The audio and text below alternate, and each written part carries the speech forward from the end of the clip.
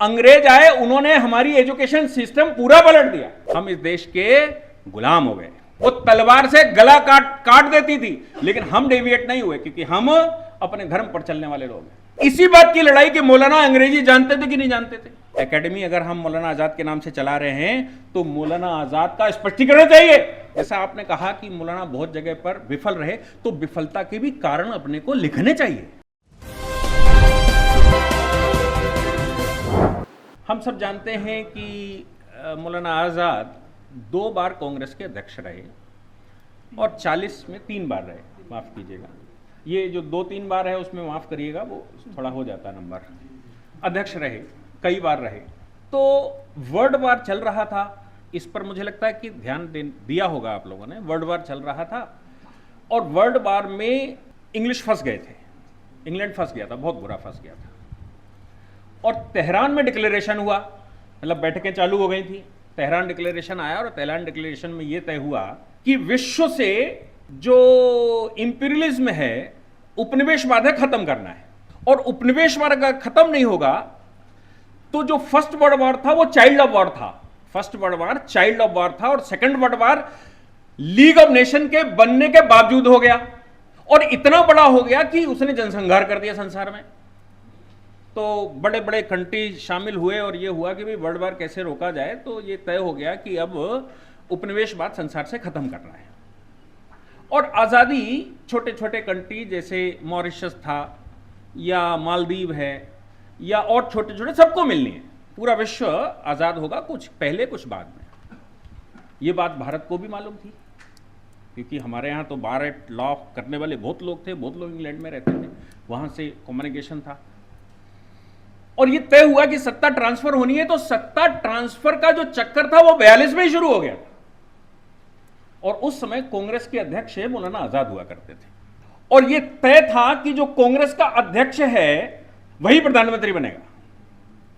तो चांस पूरे थे कि मौलाना आजाद अब भारत के प्रधानमंत्री बनेंगे, आजादी अगर पहले मिलती है तो।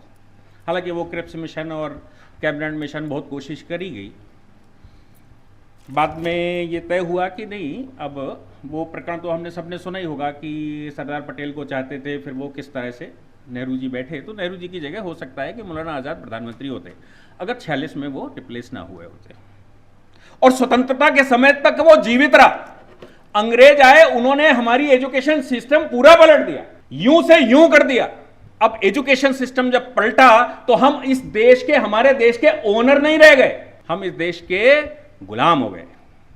उससे पहले हम ओनर हुआ करते थे। भले ही मुगलिया सल्तनत यहां बैठी हो, वो तलवार से गला काट देती थी, लेकिन हम डेविएट नहीं हुए, क्योंकि हम अपने धर्म पर चलने वाले लोग हैं। तो सवाल ये पैदा होता है कि 1947 के बाद 1836 से 1947 केवल 110 वर्ष, 110 वर्ष में जो भारत का बेड़ा गर्क हुआ और आज हम आमने सामने खड़े हैं कई जगह पर, चाहे जाति के नाम पर, चाहे संप्रदाय के नाम पर, चाहे मजहब के नाम पर, चाहे क्षेत्र के नाम पर, चाहे भाषा के नाम पर, इसी बात की लड़ाई कि मौलाना अंग्रेजी जानते थे कि नहीं जानते थे। भाई ये कोई युद्ध का ग्राउंड है क्या? मौलाना हिंदी क्यों नहीं जानते थे? कटाक्ष करते हैं लोग, हिंदी क्यों नहीं जानते थे? भाई हिंदुस्तान में हिंदी नहीं जानोगे तो कैसे चलेगा?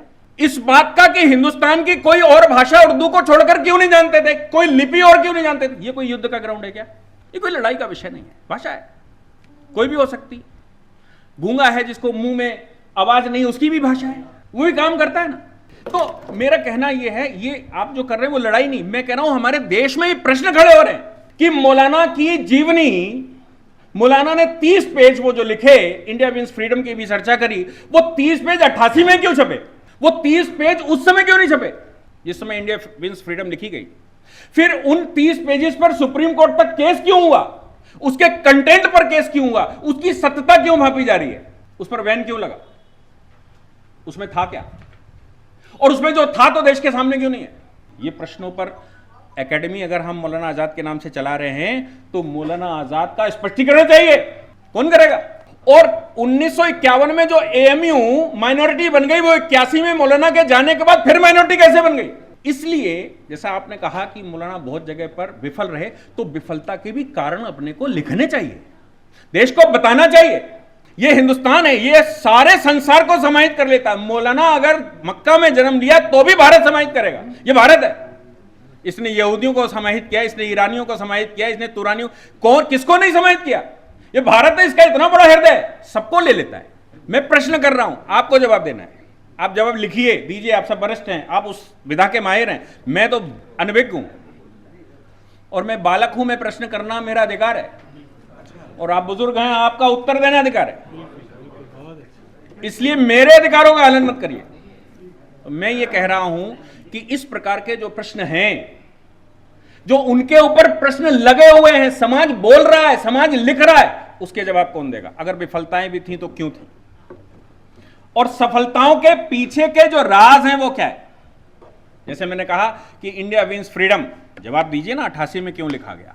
आखिरी चैप्टर मौलाना ने जब लिखा था तो पहले सब कुछ लिखा था, उनके आजादी के बाद भी वो इतने वर्ष तक रहे यहां 47 से 58, फिर वो कंटेंट डिस्प्यूटेड क्यों है? हमारे यहां तो भारतीय संस्कृति में कारण और उसके ऊपर का शास्त्रार्थ ही मूल है।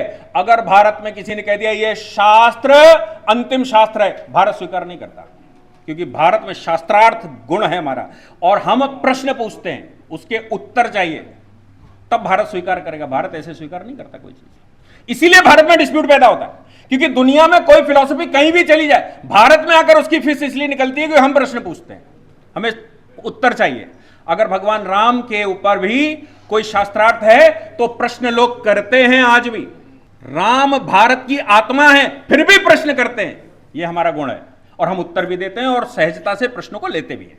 इसलिए मुझे लगता है कि मौलाना आजाद के इस अवसर पर उनके ऊपर जो प्रश्न खड़े होते हैं उनके उत्तर भी अपने को बीइंग एकेडमी ढूंढने चाहिए, उस पर शास्त्र लिखने चाहिए और वो लिखने चाहिए।